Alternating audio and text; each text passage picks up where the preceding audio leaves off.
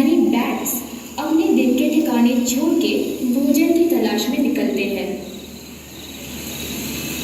जैसे कि आप देख सकते हैं कि ये भालू यानी कि स्लॉथ बेयर अपनी गुफा से बाहर निकल रहा है। इनके पंजे असाधारण रूप से लंबे होते हैं, जिनका उपयोग दीमकों के ढेर की खुदाई करने में इस्तेमाल होता है।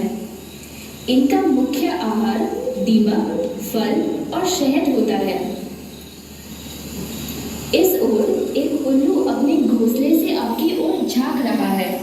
उल्लू अपना घोंसला पेड़ में मौजूद खोखली जगहों में बनाता है। अब इस उल्लू के पड़ोसी को देखिए। ये है वीवर एंट्स, जिन्होंने काफ़ी कलाकारी से पत्तों का इस्तेमाल करके अपना घोंसला बनाया है, लेकिन इनकी कलाकारी से धोखा खाकर इन्हें छेड़ने की गलती ना करें। ये अपने बचाव के लिए बेहद दर्दनाक डंक मारती है। अब मैं आपका ध्यान ऊपर पेड़ों से नीचे जमीन की ओर लाना चाहूंगी।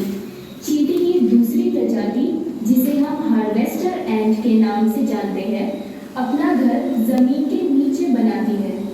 इन चींटियों की खासियत यह है कि ये पत्तों के छोटे छोटे टुकड़े ले जाकर उन पत्तों पे फंगस की खेती करती है। एक छोटी सी चींटियों ने इंसानों से भी पहले खेती का आविष्कार किया था।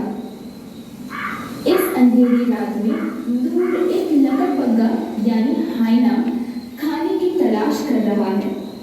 हाइना दूसरे प्राणियों द्वारा किए गए शिकार का बचा कुचा मांस खाता है। ऐसे प्राणियों को हम स्कैवेंजर कहते हैं और ये पर्यावरण को स्वच्छ रखने के लिए महत्वपूर्ण है। ये बिल्ली जैसा दिखने वाला जानवर बिल्ली नहीं बल्कि सिवेट है। सिवेट्स अपना ज्यादातर वक्त पेड़ों पर बिताते हैं और इन्हें फल खाना बेहद पसंद है। ये जानवर इंसानों की बस्तियों के करीब भी पाया जाता है, जहाँ ये कूड़ेदानों में भी अपना भोजन ढूंढ लेता है। पेड़ से लगा हुआ यह हरा चमकीला कीट मून मॉथ के नाम से जाना जाता है। कीट और तितलियों में अंतर यह है कि कीट रात को सक्रिय होते हैं और तितलियां दिन में। गौर करने पे आपको उसी पेड़ पर एक उल्लू बैठा हुआ दिखेगा। इस उल्लू की प्रजाति को ब्राउन फिश आउल कहते हैं। जैसे कि आपको उसके नाम से पता चल ही गया होगा, यह प्रजाति पानी के पास पाई जाती है और इसका पसंदीदा आहार मछली है। आपके सामने से उड़ के जाने वाली फ्लाइंग स्क्विरल गुजरात के जंगलों का एक नायाब आकर्षण है।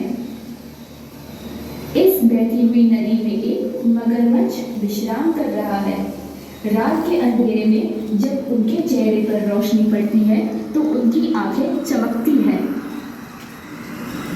जैसे कि आप देख सकते हैं, जमीन पर एक पोर्क्यूपाइन नजर आ रहा है। आमतौर पर इनकी पीठ पे लगे हुए कांटे सिकुड़े हुए होते हैं, लेकिन इस परिस्थिति में इसके कांटे उठे हुए हैं।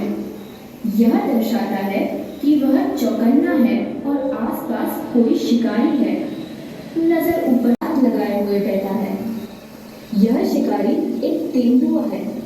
दूसरे बिल्लियों से भिन्न तेंदुए या लेपर्ड्स पेड़ चढ़ने में माहिर होते हैं। इन महारथियों के बीच के मुकाबले का कोई भी विजेता हो सकता है। बेलों के बीच में से रेंगता हुआ यह सांप ग्रीन वाइन स्नेक के नाम से प्रचलित है।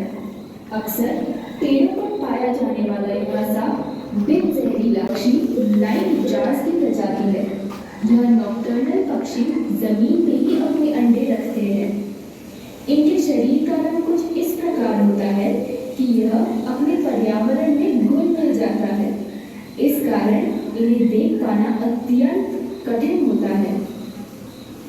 अंत में मैं आपका ध्यान कुछ महत्वपूर्ण कीड़ों पर लाना चाहूंगी।